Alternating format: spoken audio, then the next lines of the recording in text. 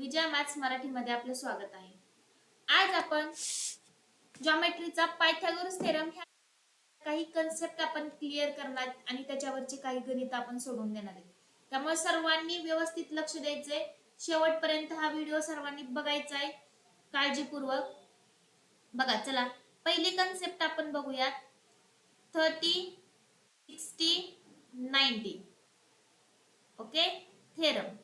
विद्यार्थ्यांना खूप दिवसातून व्हिडिओ त्यामुळे सर्वांनी शेवटपर्यंत पाहायचंय आणि तिथून रोज व्हिडिओ मी अपलोड करत जाईल. त्यामुळे सर्वांनी व्हिडिओ सर्व शेवटपर्यंत बघायचे.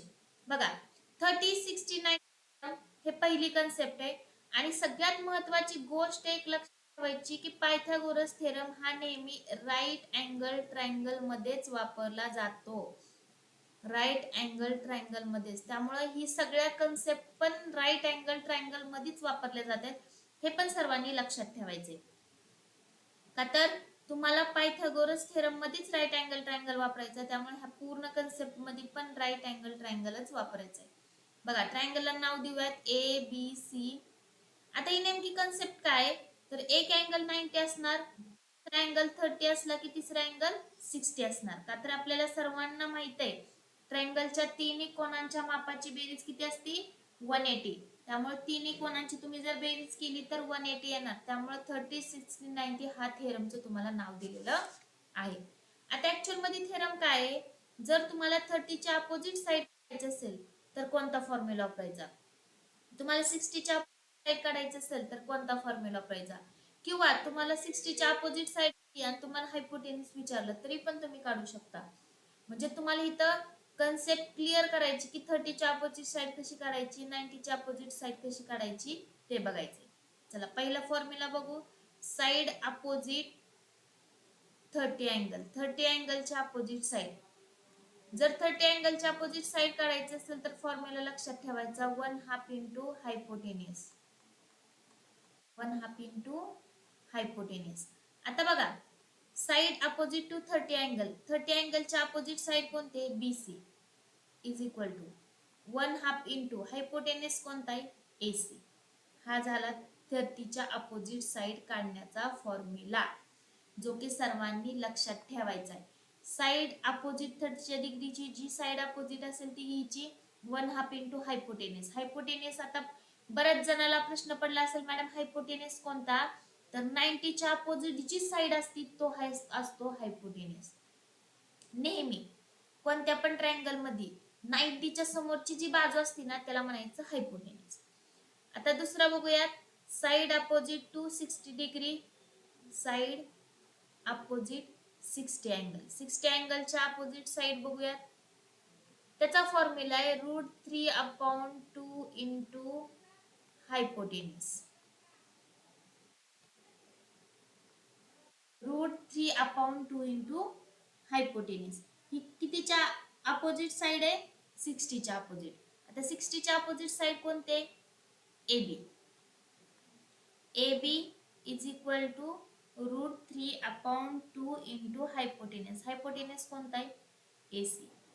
ही झाली 60 च्या अपोजिट साइड काढण्याचा फॉर्म्युला. बघा, पहिला कोणता सांगितला, 30 च्या अपोजिट अँगलच्या साइड जी आहे ती काढायची कशी, त्याचा फॉर्म्युला सांगितला 1/2 इंटू हायपोटेन्यूस. नंतर 60 च्या अपोजिट साइड कशी काढायची, तर √3/2 इंटू हायपोटेन्यूस. ह्या दोन्ही कन्सेप्ट क्लिअरच ठेवायच्या फॉर्म्युले. आता ह्या कन्सेप्ट वर गणित 100% बोर्डाला पण विचारते, तुमच्या सेमिस्टर युनिट टेस्टला पण विचारते. त्यामुळे हा फॉर्म्युला पाठच ठेवायचा. पहिला कन्सेप्ट क्लिअर झाली, पहिला फॉर्म्युला क्लिअर झाला सर्वांना. पुढे जाऊयात आपण. 45, 45, 90. पुढची कन्सेप्ट आहे 45, 45, 90 थेरम. आता ही कन्सेप्ट काय, तर दोन अँगल 45, 45 असणार आणि एक अँगल 90 असणार. बघा, ही अँगल 90, ह्याला नाव देऊ PQR. मग ही जर 90 असेल, एक जर 45 असेल तर दुसरा किती असणार, 45 असणार. का तर यांची ऍडिशन किती होती, 180. आता बघा, in triangle P Q R. आता मला सांगा 45 हे दोन अँगल सारखे आहेत म्हणजे त्याच्या समोरच्या साइड पण कशा असणार आहे, सारखेच असणार. आणि तुम्ही ह्या ट्रायंगलला आयसोसेलियस ट्रायंगल पण म्हणू शकता.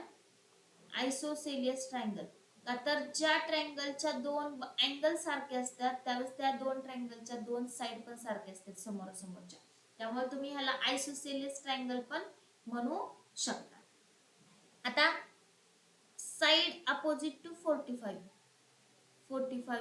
अँगल, मग 45 अँगलच्या समोरची बाजू दोन आहे त्या, पण त्याचा फॉर्म्युला आधी आपण लक्षात ठेवू. 1/√2 इंटू हायपोटेनिस, हा फॉर्म्युला आहे. मग साइड अपोजिट टू 45 कोणते आहे रे, पी क्यू पण आहे, म्हणजे पी 45 च्या अपोजिट पी क्यू पण आहे, क्यू आर पण आहे, म्हणजे दोन आहेत. किती आहेत, दोन. 1/√2 इंटू हायपोटेनिस कोणता आहे, पी आर, का तर 90 च्या समोरचा हायपोटेनिस असतो, ही मी तुम्हाला सांगितलेलं आहे. हे सगळ्यांनी लक्षात ठेवायचे. म्हणजे हा झाला तुमचा 45-45-90 थेरम, ज्याच्यात 45 च्या समोरच्या दोन्ही पण साइड सारख्याच असणार, का तर दोन अँगल सारखे म्हणले की त्याच्या समोरच्या दोन्ही साइड सारखे असणार. आणि तुम्ही ह्या ट्रायंगलला आयसोसेलियस ट्रायंगल पण म्हणू शकता. काय अडचण, काय फॉर्म्युला आहे, P Q Q R is equal to 1/√2 into hypotenuse P R. ही सर्वांनी फॉर्म्युला लक्षात ठेवायचा. दुसरी कन्सेप्ट पण क्लिअर झाली सर्वांची. दुसरी कन्सेप्ट पण बघा, फॉर्म्युला लक्षात ठेवा. 30 च्या अपोजिटचा कोणता फॉर्म्युला आहे, 60 च्या अपोजिट, 45 च्या अपोजिट, फक्त फॉर्म्युले मात्र सर्वांनी लक्षात ठेवा. चला पुढच्या कन्सेप्ट कडे जाऊयात, जॉमेट्रिक मीन थेरम. तिसरी कन्सेप्ट आहे जॉमेट्रिक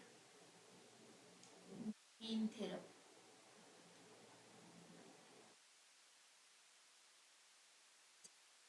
आता ही पण कन्सेप्ट खूप सोपी आहे, अजिबात अवघड नाही. जॉमेट्रिक मीन थेरम, तुम्हाला एक गोष्ट एक क्लिअर ठेवायची की जॉमेट्रिक मीन कधी वापरायचं ते मी तुम्हाला सांगणार आहे. ए बी सी ह्यात पण एक 90 डिग्री कोण 100% असणार, का तर आपल्याला पायथागोरस थेरम मध्ये जेवढ्या पण कन्सेप्ट तुम्ही बघणार आहेत त्या सगळ्याच्या सगळ्या कन्सेप्ट ह्या राईट अँगल ट्रायंगल मध्येच वापरणार, त्यामुळे एक अँगल 100% राईट अँगल ट्रायंगल असणार आहे. आता जॉमेट्रिक मीन कधी वापरायची, ज्यावेळेस बाळांनो जी 90 डिग्रीचा कोन आहे ना त्यातून समोरच्या साइडवर परपेंडिक्युलर काढलेला असेल. परपेंडिक्युलरचा अर्थ असतो 90 डिग्रीचा कोन.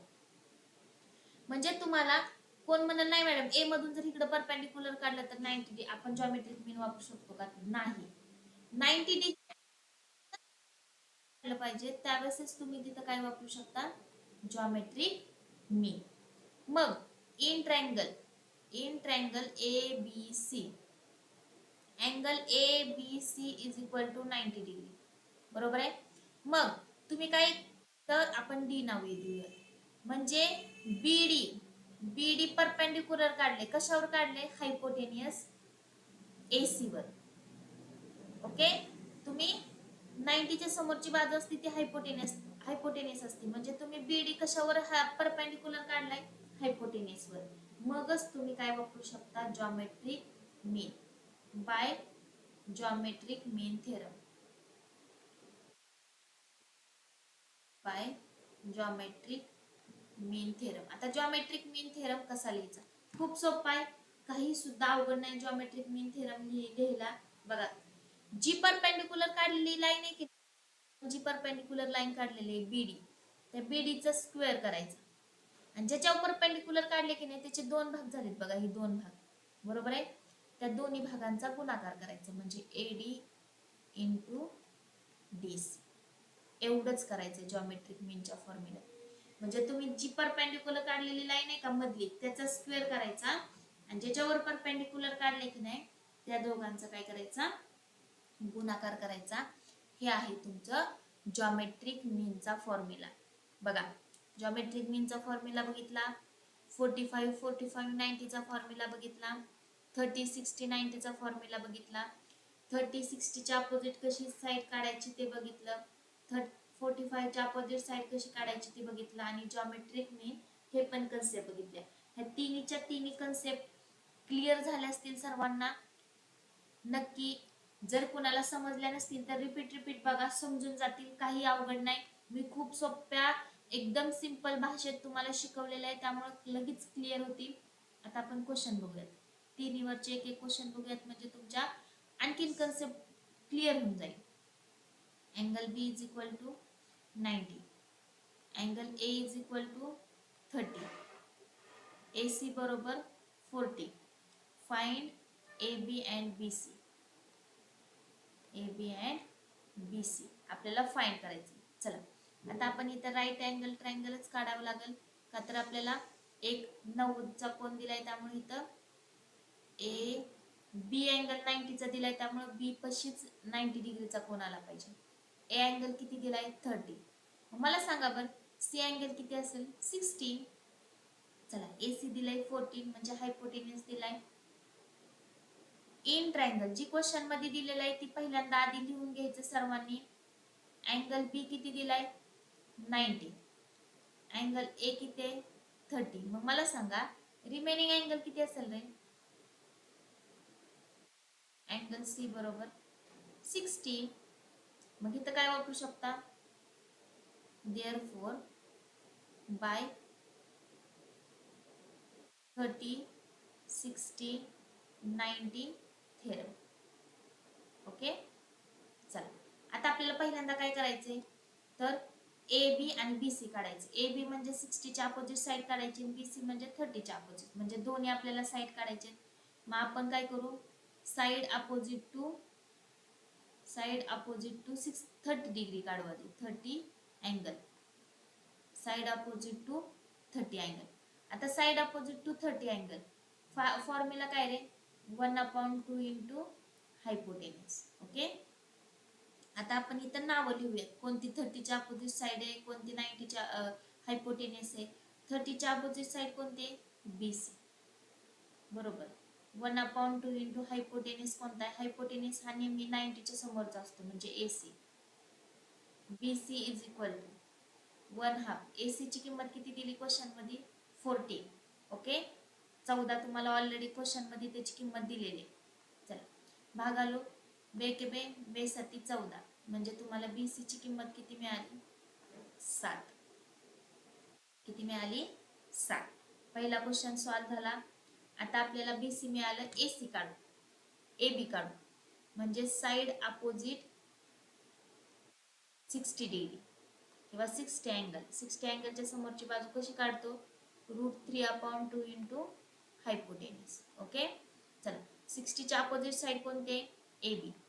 AB बरोबर √3/2 इंटू हायपोटेन्यूस AC.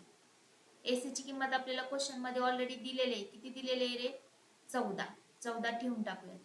बे के बे बे 7 14 म्हणजे तुमची AB ची किंमत किती आली रे 7√3. किती आली 7√3. ज्या ज्या किमती विचारल्या होत्या त्या सगळ्या किमती आपण काढल्या. AB आणि BC ह्या दोन्ही किमती विचारल्या होत्या, ह्या दोन्ही किमती आपण काढल्या. कुणाला काय अडचण नसावी. चला आता पुढचा क्वेश्चन घेऊयात आपण. बघा question in triangle ABC segment AD perpendicular segment BC, angle C is equal to 45 degree, BD बरोबर 5 and AC बरोबर 8√2. Find AD and BC. AD आणि BC काढायचं. चला आधी आकृती काढू. ABC ट्रायंगल काढू. ABC AD परपेंडिक्युलर काढले, कुठं काढले BC वर. ओके आता इथं कशा कोणते कोणते माप दिलेत, इथं D C चं माप 45. मग मला सांगा 45 C असेल तर ही पण किती असेल रे 45. ओके ही किती दिलाय 8√2, ही किती दिलाय 5 आणि तुम्हाला एडी काढायचे आणि ही पूर्ण बीसी काढायचे. बीसी काढायचं काय अवघड नाही, ही एडी आणि डीसी सेम आहे, मग ह्या दोघांची बेरीज केली की बीसी निघून जाते, त्यामुळे एवढं काय अडचण नाही. क्वेश्चन मध्ये जे जे दिलंय ते आधी लिहून घेऊ. In triangle A B C segment AD perpendicular segment BC.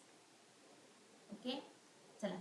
Angle C is equal to 45, angle A D C is equal to 90. मला सांगा राहिलेला आपण अँगल किती असेल रे? 45. Angle D A C is equal to 45. मग इथं काय वापरू शकता? By theorem of 45 45 90. By theorem of 45 45 90. चला, आता 45 च्या समोरची म्हणजे एडी आणि डीसी, दोन्ही बाजू तुम्ही एक किंमत एकच असणार.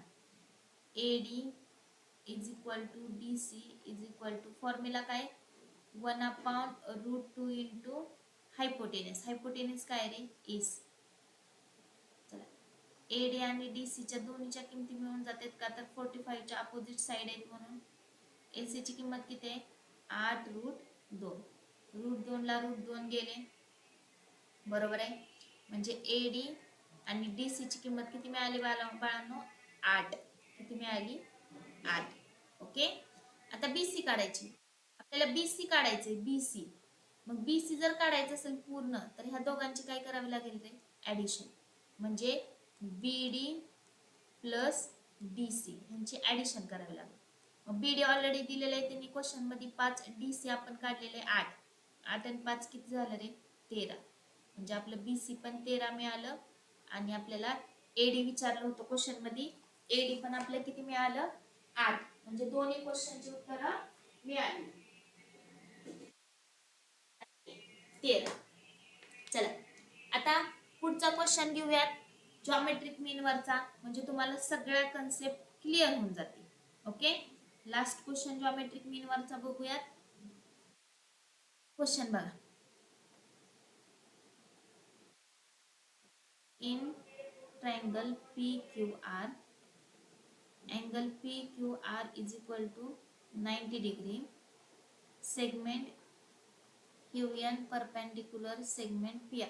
म्हणजे थोडक्यात एक गोष्ट लक्षात ठेवायची, जॉमेट्रिक मीन मध्ये परपेंडिक्युलर जर असेल तरच तुम्ही जॉमेट्रिक मीन वापरू शकता. आणि क्वेश्चन ओळखायला खूप सोपं आहे. तुम्हाला जर जॉमेट्रिक मीन टॉपिक वरचा क्वेश्चन ओळखायचा असेल तर परपेंडिक्युलर जर दिलेला असेल तर जॉमेट्रिक मीन वापरायचे. Find QN. बघा, आता आकृती पण काढूयात म्हणजे तुम्हाला क्वेश्चन समजून जाईल. PQR, PQR म्हणजे क्यू अँगल 90 डिग्री दिलाय आणि QN हे कशावर परपेंडिक्युलर काढलेलं आहे? PR वर. कशावर? PR, म्हणजे इथं N. ओके, चला. आता सगळ्यात महत्वाचं जी क्वेश्चन मध्ये दिलेलं आहे ती तुम्ही आधी लिहून घ्यायचं. PQR, angle PQR is equal to 90 degree, segment QN perpendicular segment PR. Okay, चला. आता जॉमेट्रिक मीन ओळखलं कशावरनं? का तर इथं परपेंडिक्युलर दिले, त्यामुळे तुम्ही बाय जॉमेट्रिक मीन थेरम वापरू शकता. आता सगळ्यांना माहिती आहे जॉमेट्रिक मीन कसं वापरायचं. जी परपेंडिक्युलर काढलेलं आहे की नाही, जी परपेंडिक्युलर मधली लाईन त्याचा वर्ग म्हणजे QN चा वर्ग. ज्याच्यावर परपेंडिक्युलर काढले त्याचे दोन भाग झाले, त्या दोन्ही भागांचा गुणाकार. आता ह्याच्या किमती दिलेत. PN ची किंमत दिली 9, ह्याची दिली 16. QN is equal to square. PN ची किंमत 9, याची किंमत 16. आता एक गोष्ट लक्षात ठेवायची, गुणाकार करत इकडं रूट येते, सर्वांना लक्षातच ठेवायचं. इकडचं स्क्वेअर घालवलं की नाही इज इक्वल टूच्या इकडं, तर इकडं काय येते? रूट येते. मला सांगा 9 कितीचं वर्गमूळ आहे? 3चं. 16 कितीचं वर्गमूळ आहे? 4चं. म्हणजे QN ची किंमत किती आली? 4 त्रिक 12. म्हणजे आपलं जी क्वेश्चन मध्ये QN विचारलं होतं त्या QN ची किंमत किती आली? 12. बघा, तिन्हीवरच्या आपण गणित पण बघितलेले आहेत, तिन्हीवरच्या कन्सेप्ट पण क्लिअर केलेला आहे. ही जॉमेट्रिक मीनची कन्सेप्ट, ही 45 45 90 ची कन्सेप्ट, ही 30 60 90 ची कन्सेप्ट. समजतंय सर्वांना? कन्सेप्ट क्लिअर करून एक एक उदाहरण दिलेले आहेत सोडवून.